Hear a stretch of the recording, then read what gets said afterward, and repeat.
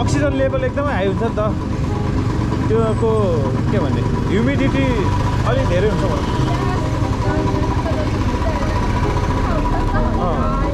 अहिले अहिले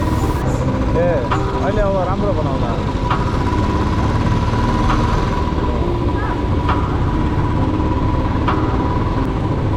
त अनि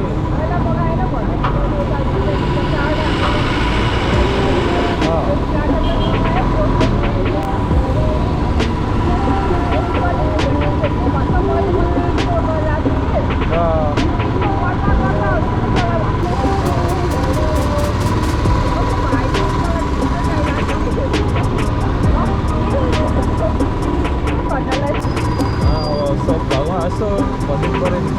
यो बिल्डिङ चाहिँ के बनाएर रहेछ बिल्डिङ चाहिँ जिल्ला कार्यालय एक दिन चाहिँ अब त्यो इभेन्ट पनि गर्नु पऱ्यो हाइकिङ मात्र कति जाने होइन गएको गाई होइन सबै कुरा एक्सप्लोर गरिरहनै पऱ्यो नि आउटडोर एक्टिभिटीहरू मेनली त अब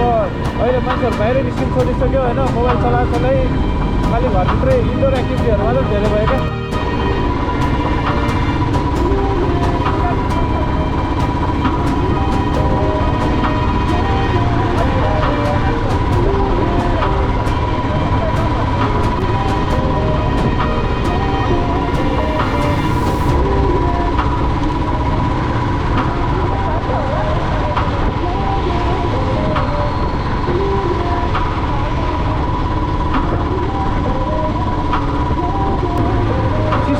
चिसो छ अझ